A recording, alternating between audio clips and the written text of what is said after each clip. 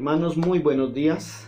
Que Dios los continúe bendiciendo. Doy gracias por esta oportunidad nuevamente de poder llevar a ustedes el estudio de su palabra. Y en el día de hoy estaremos hablando acerca de cómo el cuerpo unido crece. Y lo estaremos haciendo a la luz de Efesios capítulo 4 y en especial los versículos del 11 al 16. Entonces vamos a comenzar en oración, vamos a poner este tiempo en manos del Señor y pedirle que sea el que nos guíe. Padre, gracias por este nuevo día, por esta mañana, gracias por tu palabra. Gracias, Señor, porque nos permites conocerla, acercarnos a ella, confrontar nuestras vidas, Señor, y sobre todo ser guiados por ella, Señor. Limpia nuestra mente y corazón y permítenos, Señor, disponer estos minutos para escuchar, para atender, comprender tu palabra, Señor. Guarda, Señor, a tu iglesia, guarda, Señor, a tus hijos y a ti, Señor, sea la gloria. Oramos en Cristo Jesús. Amén. Muy bien, hermanos. Antes de entrar al pasaje que ya les he mencionado, quisiera hacerles una pequeña ubicación de la importancia de este pasaje. Las cartas del apóstol Pablo tienen una característica, y es que tienen una parte de enseñanza teológica. Las epístolas tienen una parte teológica y luego tienen una parte práctica. Es decir, esto que usted aprende, póngalo en práctica de esta manera. No es solamente para que llene nuestra cabeza de conocimiento, sino que tenemos que llevarlo a un accionar. ¿Cómo aplico ese conocimiento? Esta carta, los primeros 3 capítulos, Pablo está dando unas bases de doctrina muy claras. En capítulo 3, capítulo 4, en el capítulo 4, él ya está empezando a introducir lo que sería ya los elementos prácticos de cómo esto que aprendo lo aplico a mi vida de iglesia y a mi vida secular o relacional. La carta a los Efesios es una carta que en contenido está unida a Colosenses y es considerada una de las cartas de prisión. En la ciudad de Éfeso y en la región donde está esta ciudad es una región bastante movida desde la perspectiva cultural, económica y desde todo lo que tiene que ver con las diferentes razas que habían en la región. No solamente hay romanos, griegos, hay judíos y hay no judíos que pueden ser considerados, como dice Pablo por allá en Gálatas, ¿no? Bárbaros y los escitas, que eran diferentes clases sociales. En esta región habían esclavos, habían patronos, y los esclavos habían diferentes tipos de esclavos. Se maneja o se cree que históricamente habían por lo menos unos 3-4 niveles diferentes de esclavos. Estaban desde los diáconos, que eran los administradores de los oicos, de los hogares, hasta los uperetes, que eran lo peorcito en esclavos dentro de una sociedad romana. Cuando pensamos en eso y pensamos a la luz de la carta que nos habla de la unidad, uno puede entender un poco el deseo de Pablo de llevar este mensaje a la iglesia y de darle a entender a la iglesia que nosotros somos uno en Cristo y que nosotros nos necesitamos en Cristo.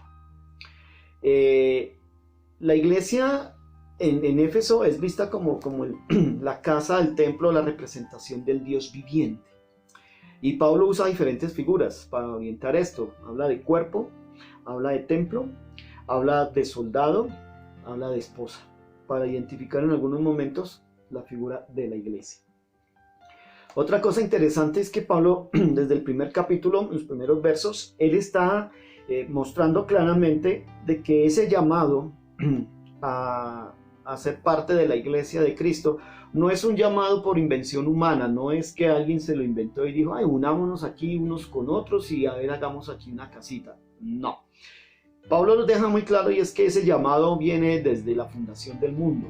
Es decir, es un llamado que viene de parte de Dios y que fue Él el que hizo el llamado, no nosotros. O sea, Él nos llamó, entonces Él está llamando gente de todo pueblo, toda raza, toda nación. Él está llamando gente de todo lugar, de diferente cultura, y los está uniendo. ¿En quién?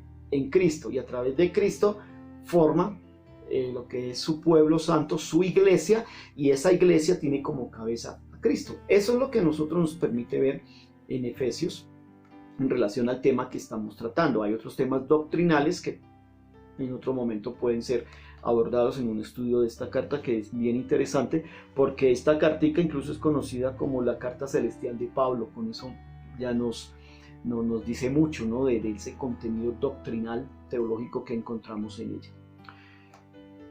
El texto que queremos analizar esta mañana o acercarnos, porque la idea no es hacer un estudio profundo exegético, sino sacar unas enseñanzas básicas para desarrollar el tema que nosotros tenemos hoy, que es el cuerpo unido crece. Debemos tomarlo al menos desde el capítulo, desde los primeros versículos de ese capítulo, el capítulo 4, los versículos 1 y siguiente.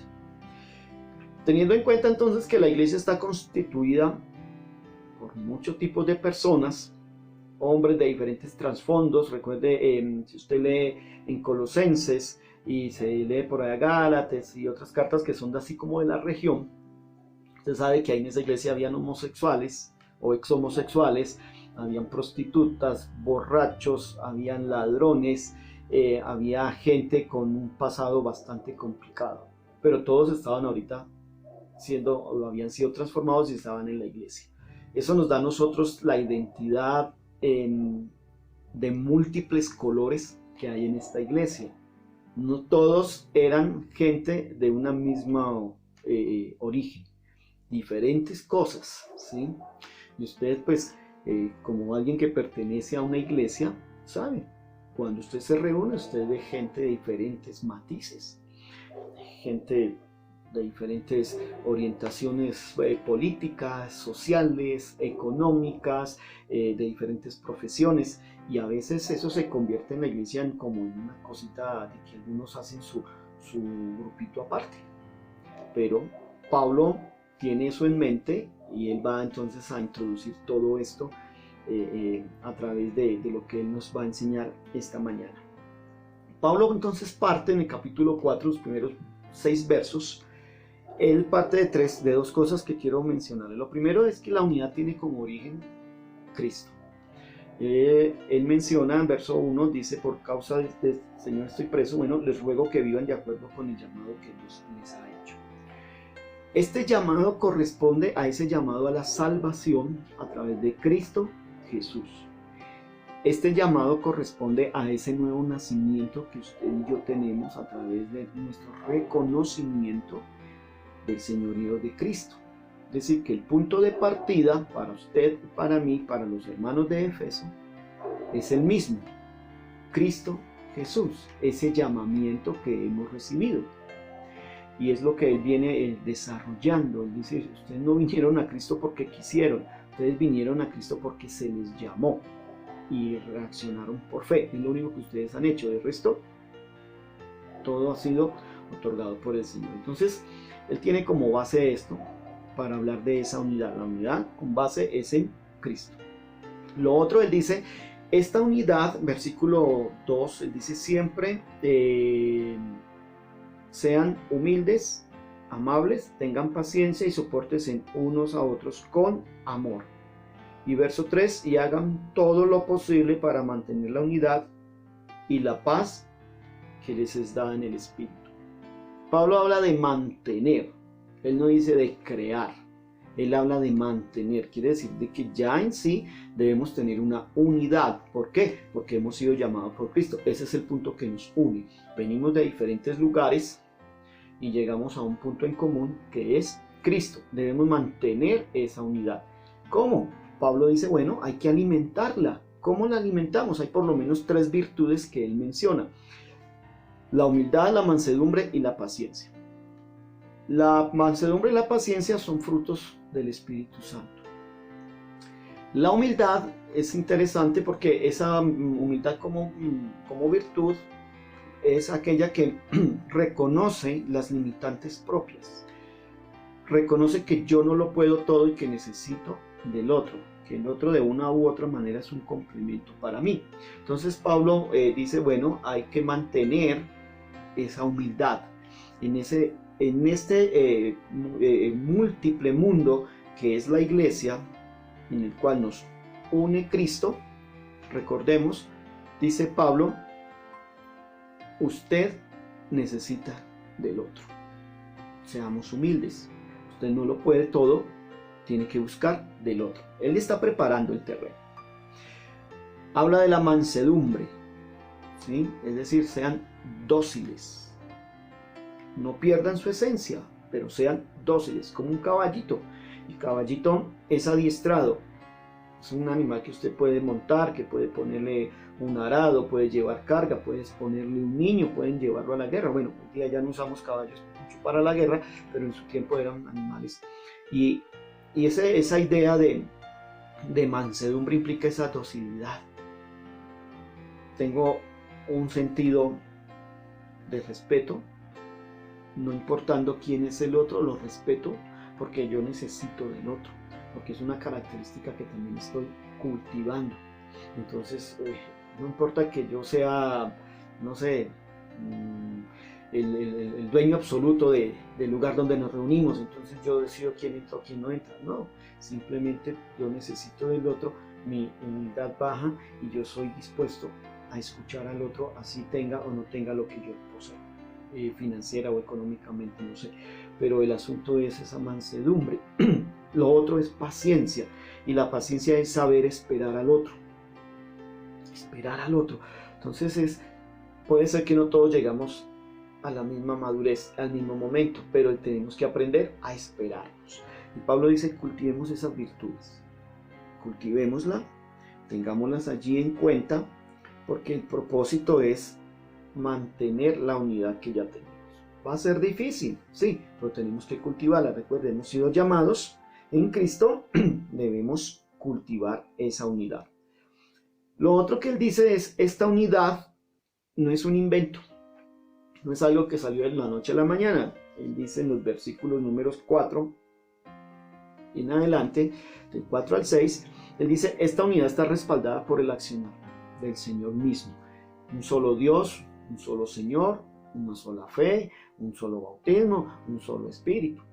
O sea, hay una unidad dentro de unos vínculos que ya están dados para la iglesia y que son el ejemplo. Entonces no es algo que aparece de la noche a la mañana. Pablo nos dice, hay un accionar que está allí, el accionar del Padre, del Hijo, del Espíritu Santo y de otros elementos. Entonces no es que ustedes son los únicos, no. Hay otras consideraciones en torno a esta unidad. ¿Listo? Entonces fíjese que estamos partiendo. Pablo dice allá, bueno, todos hemos sido llamados, venimos de diferentes contextos, somos un solo pueblo en Cristo, somos una sola nación, no importa si eres judío o no eres judío, eso nos dice en el capítulo 2. Luego él viene a decirnos, bueno, basados en eso, debemos mantener esa unidad que tenemos ahora en Cristo Jesús. Cultivémosla, siendo humildes, siendo mansos, siendo pacientes. Recordemos que esa misma unidad la ha profesado el Padre, el Hijo y su Santo Espíritu. Y para acabar de aumentar esto y de fortalecerlo, Pablo nos dice, bueno, hay algo que cada uno de ustedes tiene, versículo 7, y es un don. Cristo les dio un don a cada uno de ustedes a través de su Santo Espíritu. Entonces tenemos el Espíritu Santo y tenemos un don, al menos un don, que nos fue otorgado. No hay un creyente, así sea bárbaro, que no tenga un don. No hay un creyente, así sea judío, que no tenga un don. No hay un creyente que haya sido homosexual, o haya sido ladrón, o haya sido un borracho, o haya sido lo que haya sido, pero que ahora en Cristo tiene un don. Y ese don lo necesito yo en mi humildad, porque tú lo tienes, yo no lo tengo, en humildad lo necesito, en paciencia y en mansedumbre yo necesito de lo que tú tienes. Y Pablo dice, cada uno le ha sido otorgado un don. Ahora, hablando de los dones, sabemos que hay un listado que podemos rescatar de allá de Romanos y de Corintios, y que tenemos como mínimo 18, 20 dones diferentes para ser usados en la iglesia y fuera de la iglesia, para bendición de las naciones. Entonces, en este texto que tenemos hoy, solo se van a mencionar 4 dones, 4 elementos que fueron dados, y que a diferencia del listado que uno encuentra en otros pasajes, aquí hay una claridad de para qué sirven esos dones, cuál es la importancia de ellos, y ahí nos vamos a dar cuenta de que necesitamos aún más de ese don que mi hermano o mi hermana tiene. Entonces, miremos ahora sí, con todo esto en nuestra mente, de la unidad, de por qué la unidad, y cuál es el énfasis y por qué Pablo va a hacer ese énfasis de la unidad. Entremos entonces a los versículos que tenemos en esta mañana, los versículos del 11 al 16, y vamos a hacer unas pequeñas divisioncitas para poderlo entender un poco. Los primeros 2 versos del 11 al 12 nos dice que Cristo fue el que dio los dones a la gente. Recuerde, es Cristo el que nos une y el Cristo el que nos da esos dones. No es algo que viene o que usted se pueda decir yo quiero este don, yo quiero este otro. No, eso viene y el Señor sabe qué da a cada cual. Y allí entonces, ya de entrada podemos entender un poco que hay un plan divino. El Señor no hace las cosas al azar, Él la hace con un propósito. Y cuando Él otorga estos dones a la iglesia, tiene un plan, tiene un propósito divino. Y Él ya va luego, vamos a mirarlo, desarrolla y dice cuál es ese propósito con esos dones que les estoy mencionando acá, dice el apóstol Pablo. ¿Para qué sirven? ¿Para qué son utilizados? Y la idea o la intención es que el Señor quiere que su iglesia sea una iglesia, como dice al final, que crece y que se fortalece. El propósito de la iglesia del Señor no es que sea un elemento raquítico y enfermo. Es un elemento sano y fuerte. ¿Para qué? Para resistir los embates del enemigo. Al final tenemos entonces nosotros de esta carta, recuerden que Pablo está haciendo cuando esa mención de la armadura de Dios, de un soldado que resiste. Y pues un soldado mal alimentado y un soldado en malas condiciones no puede resistir, ¿sí? Ni una gripa, se muere. Y Pablo, cuando usted lee allí en la armadura, dice, el propósito es que tú resistas, y cuando resistas ese momento recio, aún tengas más fuerzas para seguir resistiendo. ¿De dónde viene eso? De un cuerpo fuerte, un cuerpo que está bien alimentado. Entonces, son estas 4 dones que Pablo está mencionando allí, tienen ese propósito, como él mismo lo menciona en el verso 16. El deseo es que el cuerpo crezca y el cuerpo se fortalezca, ¿sí? Entonces, hay una mención allí a cuatro dones, que algunos consideran que son 4 ministerios, pero no es porque sean los más importantes, sino porque tienen una función especial. En el pueblo de Dios, si Pablo está hablando de la unidad, y dentro de esa unidad nuestra, que nos pone a todos por igual, nos pone a todos dentro de un plan divino, de que todos, a pesar del origen, somos especiales y somos iguales ante los ojos de Dios, y luego Él va a colocar escalas, pues estaría echando por tierra todo. Los dones nos unen, los dones en esos elementos, como leíamos anterior, de paciencia, ¿sí? En esos elementos de humildad y mansedumbre, lo que hacen es unirnos y fortalecernos. En este círculo no es que haya unos más importantes que otros, hay unas funciones especiales con respecto a otros. Cada uno tiene su ejercicio. Estos 4 están aquí por unos ejercicios especiales.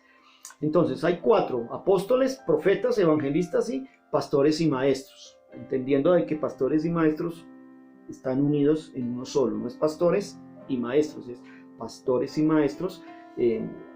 Están unidos como algo que nutre el trabajo o el direccionamiento de la iglesia. El primero de ellos, que es el apóstol o el apostolado, entendemos nosotros que en un orden primario se está refiriendo a los 12 apóstoles, bueno, a los 11, porque recuerden que hay uno que se pierde, pero queda luego Pablo que lo reemplaza como apóstol de Jesucristo. Ellos fueron los encargados de hacer las bases doctrinales, de establecer las bases, los cimientos de la iglesia, ¿sí? Pedro, Pablo, Juan son apóstoles directos de Jesús, y ellos entonces dejan las enseñanzas, que es lo que nosotros tenemos para nutrir a la iglesia hoy. El término apóstol viene de un término griego que significa un enviado o comisionado. Es alguien que tiene todo un poder, toda una potestad para representar a alguien, para hacer un trabajo. Es un embajador. El término apóstol tiene que ver con un embajador, un representante. La figura de apóstol tal cual nosotros la conocemos en el Nuevo Testamento, de hombres que tenían poderes sobrenaturales, que tenían unas características, que habían sido testigos directos de Jesús, esos apóstoles ya no están.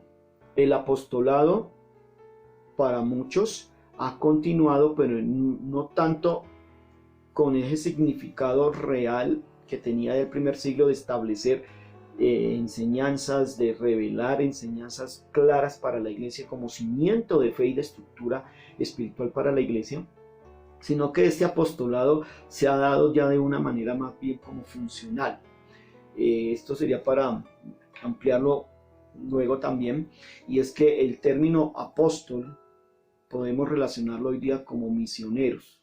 Son aquellos que van y son enviados por la iglesia para anunciar el mensaje. Un embajador se envía a un país diferente, a una región diferente. Entonces, cuando hablamos de misioneros, los estamos enviando a una cultura diferente a la nuestra, lo estamos enviando a ese mundo de tinieblas, de oscuridad, que es diferente al mundo de la luz en la cual nosotros vivimos. Entonces, cuando hablamos del apostolado, estamos hablando entonces de esos que pusieron esa primera piedra, esa piedra fundamental de la fe en Cristo en el primer siglo. Pero hoy día podemos hablar no de apóstol como esos en esa figura, sino de ese apostolado, de esos que son enviados por la iglesia, comisionados por la iglesia para poner esa piedra donde se va a fundar una nueva obra, una nueva iglesia, donde se va a comenzar un nuevo trabajo en un lugar donde no lo hay y que pertenece a una cultura totalmente diferente a la nuestra. Esa es como la idea o el concepto del término apóstol. Y Pablo dice que Jesús nombró apóstoles, ¿sí? Recordemos que hay un pasaje que nos dice que Pablo colocó primero apóstoles, luego profetas. Y allá sí hay un orden, y es un orden cronológico histórico en el cual lo primero que se colocó fueron las primeras piedras, las pusieron los apóstoles. Ellos pusieron esa primera piedra de las enseñanzas. Luego vienen los profetas. Y los profetas, estos profetas del Nuevo Testamento, bueno, que podemos tenerlos allí en cuenta, pero a nivel del don, de lo que Pablo estaba hablando allí en ese momento, porque es a través de Cristo, no es antes, sino que es en ese momento, en el ahora, la historia moderna de la iglesia. Pablo dice, bueno, ellos vienen ahora los profetas. ¿Qué hace un profeta? Un profeta son aquellas personas que aplican e interpretan esas enseñanzas de los apóstoles de una manera que la gente las pueda entender, las pueda comprender. Ese don profético permite sacarle brillo, ¿sí?, a esas joyas que están allí enterradas, las saca y el profeta las pule. De hecho, mire lo que dice Pedro, 2 de Pedro 1:19. Tenemos también la palabra profética más segura, a la cual hacéis bien en estar atentos como a una antorcha que alumbra en un lugar oscuro. Y realmente ese sentido de profecía es eso, aquel que alumbra, aquel que trae a la luz.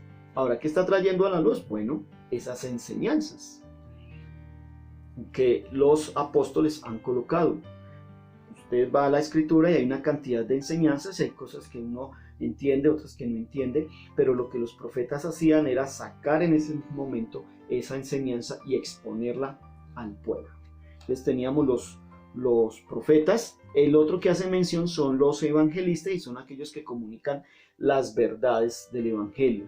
Esas verdades que son desenterradas por los profetas, fueron puestas por los apóstoles, desenterradas por los profetas, y los evangelistas las difunden. Eran estos personajes que llevaban el evangelio. Ahora, entendamos, usted y yo hemos sido llamados a ser discípulos y a hacer esa labor evangelizadora, y eso es una responsabilidad.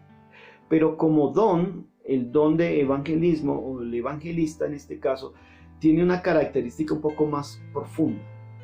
Pensemos en alguien como Billy Graham, quien predicaba a miles y hacía, si usted ha escuchado estos mensajes, son tan sencillos de entender, pero a la vez como tan profundos. Entonces el texto me está mencionando de estos personajes, de estos hombres evangelistas que tienen ese don de ahora sí hagamos el recuento. El apóstol puso la base, el profeta la desenreda, la trae, la explica, la pule, la pone bien bonita que se entienda, y el evangelista toma estas enseñanzas y las expande al mundo, no al interior de la iglesia, al mundo, hacia afuera, ¿cierto? Porque al interior de la iglesia tenemos las otras dos figuras, pastores y maestros, los cuales son reconocidos en diferentes textos como Hechos y en Timoteo y en Tito como los ancianos, como obispos, como esos líderes de la iglesia que están dedicados a la enseñanza, a la instrucción. Ellos son los elementos que son usados por Dios con un propósito, y es el propósito de instruir a la iglesia, como ya lo vamos a mirar. Entonces, mire, Pablo dice, tenemos estos 4 dones o estos 4 elementos, porque dice que son varios. Dice, Cristo mismo le dio dones a la gente, a unos, o sea, son varios apóstoles, son varios profetas, son varios evangelistas y son varios pastores y maestros. No es uno solo, son varios. Cada uno tiene una función, pone bases, desentraña, las explica, las trae, las hace entender, las explica al mundo, y hay quienes las explican a la iglesia. Ahí están esos 4 elementos bien interesantes. Usted dirá, bueno, pero ¿por qué el don de milagros no está? Bueno, porque estos dones, los otros, están dentro de otra categoría que servían para responder a unas necesidades puntuales dentro del desarrollo de la iglesia. Pero estos, como vamos a ver ahorita inmediatamente, tienen unas funciones. Mire lo que dice en los versos siguientes. Ya leímos el versículo 11. El verso 12 dice, Él dio esos dones para preparar a su pueblo santo para el trabajo de servir y fortalecer el cuerpo de Cristo. Versículo 13. Este trabajo debe continuar hasta que estemos todos unidos en lo que creemos y en lo que conocemos acerca del Hijo de Dios.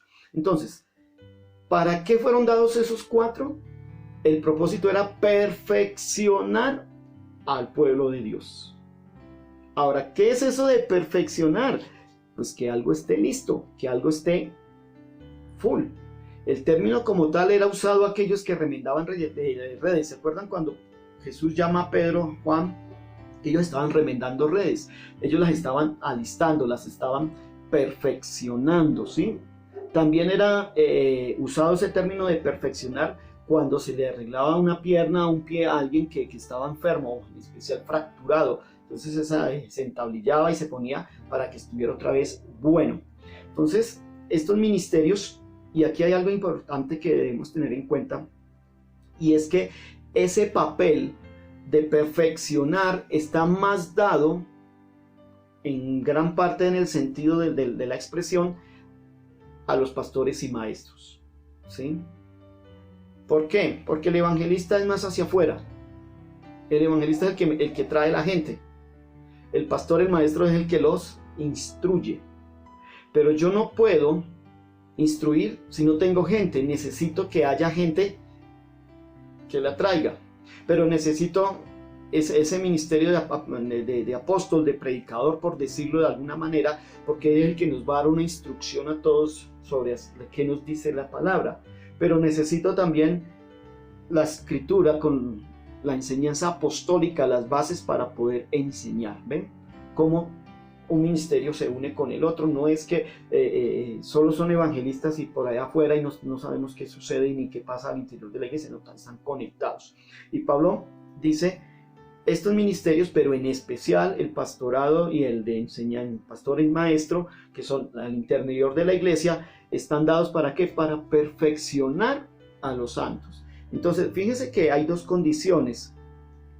Dice, dones para preparar a su pueblo santo, ¿sí? Para el trabajo de servir y fortalecer el cuerpo de Cristo.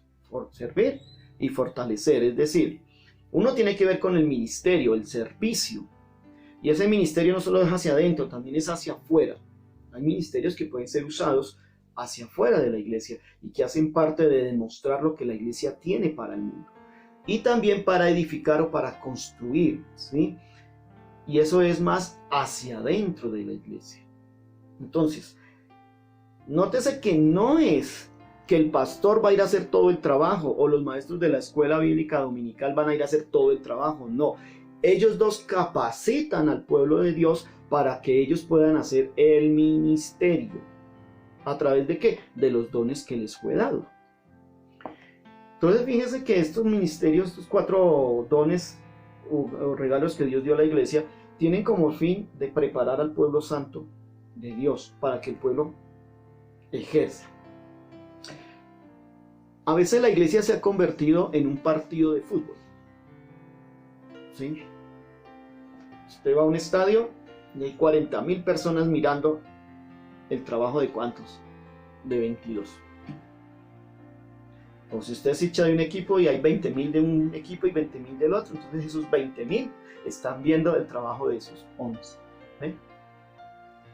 Y a veces dentro del equipo se tiene el arquero y decimos los demás son jugadores. El arquero también es jugador, pero se dice no, es que son jugadores del equipo y está el arquero. Mire cómo dividimos ya. Pero toda nuestra atención está sobre el trabajo de eso. La iglesia no es eso. La iglesia no es gente mirando y unos pocos trabajando.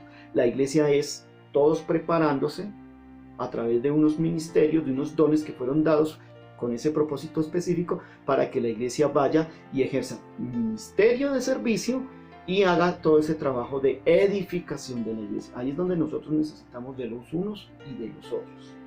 Por eso Pablo, entonces, nuevamente la idea, venimos de diferentes contextos, pero en Cristo nos unimos, en Cristo somos uno solo. Y en esa sola unidad nos necesitamos los unos de los otros. Ahora, él dice, la idea es que desarrollemos ese ministerio, ¿sí? Edifiquemos los unos y los otros. Y luego viene algo bien interesante, es el resultado. Miren los versículos del 13 al 16, los resultados con estos dones, estos ministerios de cuidar, de fortalecer, de alimentar la iglesia, vienen unos resultados. Pablo dice, este trabajo debe continuar hasta que estemos unidos en lo que creemos y conocemos acerca del Hijo de Dios. Unidad de conocimiento. A veces podemos estar creyendo una cosa por aquí, otra cosa por allá, la salvación se pierde, la salvación no se pierde, la salvación me la encontré, la salvación no te la encuentras, la salvación me la gané, la salvación no te la gané. Y Pablo dice, no, estos ministerios nos van a unificar para que podamos hablar en un solo idioma. Ya estamos unidos, pero tenemos que unirnos en otros detalles. Nos unió Cristo, pero nos vamos a unir en otros detalles porque usted viene de un contexto. Hoy día hay gente que viene del catolicismo, llega a la iglesia y todavía se sigue viendo al pastor ya no como cura, sino como pastor, ¿sí? Y entonces tiene esa figura allá. Lee la escritura y cree que porque lee la escritura ya en la mañana, en el día le va a ir bien. Que si no hace el devocional le va a ir mal durante todo el día o toda la semana. Esas son malas cosas que traemos de otros lugares o que a veces estamos escuchando por acá y por allá. El papel del trabajo de pastor maestro y aquellos que en las iglesias son evangelistas y aquellos que en la iglesia tienen de pronto una función profética no de nuevas enseñanzas, sino una función de desentrañar las verdades escriturales, nos ayudan a todos a unificar y a decir, nosotros nos vamos es por esta línea, ¿sí? Hay iglesias que dicen que si usted no habla en lenguas no tiene el Espíritu Santo. Bueno, vamos a la escritura, pidámosle al pastor o pidámosle a alguien que nos ayude a desentrañar eso y nos demos cuenta si eso es cierto o no es cierto. ¿Okay? Entonces él dice para que haya unidad de fe y unidad de conocimiento en Cristo. Eso es un resultado de ¿qué? De estos dones que fueron otorgados, que yo necesito del otro porque quizás yo tengo algunas falencias. Pablo habla de crecimiento y madurez. Dice, así no nos comportaremos como niños, ni seremos guiados como un barco a la deriva. Sabemos y tenemos fortaleza doctrinal. No nos comportamos como un niño. Lleve usted un niño, los que tenemos niños, llévelo a una heladería y dígale, ¿qué helado quieres? Y ahí usted va a estar todo un buen rato esperando que el niño decida qué helado quiere. Y aquí Pablo dice, no vamos a ser como niños, sin saber aquí, sin saber allá. Creo que la pandemia fue un termómetro muy interesante frente a la fe de muchos creyentes. Hay muchos creyentes o hombres o mujeres que decían ser creyentes que abandonaron su fe durante este tiempo de pandemia. ¿Qué pasó? Hay creyentes que se veían maduros y abandonaron las iglesias solo porque la iglesia dejó de reunirse un tiempo. Y muchas iglesias dejaron de reunir y hay iglesias que desaparecieron por completo. O sea, tuvieron que cerrar paredes, puertas, y el pastor irse para otro lugar a hacer otras cosas porque ya iglesia no hay, la gente se fue porque es que ya no hay sitio de reunión. Fíjese, eso es inmadurez. O hay gente que porque X iglesia abrió primero y la iglesia mía no abrió, entonces se fueron para allá. Eso es inmadurez. La madurez me permite a mí entender los tiempos, los momentos y ser fiel a la palabra, fiel a una comunidad, a una congregación, fiel a unos líderes que han invertido su vida en mí. ¿Sí? Y Pablo dice, no nos vamos a dejar llevar por estratagemas, por vientos de doctrina, por enseñanzas. Y muchas veces nos dejamos llevar. Hoy día con la ideología de género nos dejamos llevar. Y habrá iglesias, y sé que las hay porque pues me lo han dicho, que ya han adoptado mucho de la ideología de género para respetar y entrar en toda esa dinámica. Pablo dice, no, la enseñanza de estos que surge de estos ministerios, en especial pastor y maestro, nos unifican, nos fortalecen, nos ayudan a tener madurez. Y lo otro, Pablo dice, el propósito es que podamos vivir en amor. Y yo quiero devolverme un poquito en el capítulo 3, versículo 17. Pablo dice, pido al Padre que Cristo viva en ustedes por la fe y que su amor sea la raíz y el cimiento de su vida. Fíjense entonces en esto, que el propósito es que nuestra vida esté cimentada en amor. Pablo aquí está en estos versículos, él nos menciona que nosotros podamos estar unidos en amor, pero la idea que él venía trayendo de atrás, aquí en el versículo 15 dice, por contrario, maduraremos, seremos como Cristo en todo sentido, enseñando la verdad con amor, y más adelante nos dice que nos debemos fortalecer y crecer en amor. Pero la idea que Pablo viene con todo el escrito sobre el amor es que ese sea el cimiento. Entonces, si su raíz está en odio, ¿usted qué va a dar? Odio. Si su raíz es en amargura, como dice Hebreos, ¿qué va a dar usted? Amargura. Si su raíz es desconfianza, va a generar desconfianza. Si sus raíces son conflictos, va a generar conflictos. Pero si su raíz es el amor cimentado en la fe en Cristo, imagínese el tipo de fruto que va a dar su vida. Y eso es lo que nos permite poder crecer como iglesia, como cuerpo. Cuando yo estoy cimentado en amor, cuando yo estoy siendo instruido en la palabra, cuando hay madurez en mi vida, cuando hay una unidad de fe. Recuerde que Pablo en el capítulo 4 dice que cultivemos, ¿no? esa humildad, esa paciencia, ¿cierto? Que son parte de mantener la unidad. Uno dice, bueno, ¿de dónde saco eso? Bueno, lo sacamos del hecho de que tenemos un pastor, tenemos maestro y tenemos unas enseñanzas apostólicas de las cuales podemos echar mano para crecer y fortalecernos. Y lo otro que nosotros encontramos, y con eso voy terminando, en el versículo 16, es que ese alimento que recibo de una enseñanza bíblica, de una enseñanza sana, es lo que me va a permitir, como dice el versículo 16, cada parte cumple su función y así todo el cuerpo crece y se fortalece por el amor. Y el texto también nos dice que el cuerpo entero depende de él. ¿De quién? De Cristo. Por medio de él, todas las partes del cuerpo están ligadas y se mantienen unidas. Es decir, por medio de Cristo, a través de sus dones, el cuerpo se une y se fortalece y crece. A través de la enseñanza de los pastores y maestros, a través de desentrañar esas piedras preciosas que dejaron los apóstoles allí y que podemos hoy día acercarnos a ellas y ser alumbrados, Pablo dice, podemos tener fortaleza. Ahora, si cada parte cumple con su función dentro del cuerpo, el cuerpo se fortalece. Pensemos en un cuerpo, en un niño. Si nosotros a un niño le damos buenos alimentos, si ese niño está recibiendo buena comida, si sus órganos están funcionando bien, vamos a ver que ese niño crece. Cuando vemos que los niños no crecen, uno dice, ¿qué está pasando acá? Lo llevamos al médico, el doctor dice, no, es que le faltan vitaminas, el niño tiene un problema de pronto en el hígado, el niño tiene un problema que sus nutrientes no están funcionando bien. Hay una situación, no permite que el cuerpo crezca. Pero si estamos bien alimentados, si estamos bien guiados, si estamos unidos, ¿sí? Si, como dice el texto, hay una relación de unos con otros, porque nos necesitamos, entonces la iglesia crece. Por eso cuando hablamos, pensando en el estudio de hoy, el cuerpo unido crece. Crece porque hay unos dones, crece porque hay una unidad en el espíritu, crece porque tenemos un solo inicio, que es la fe en Cristo.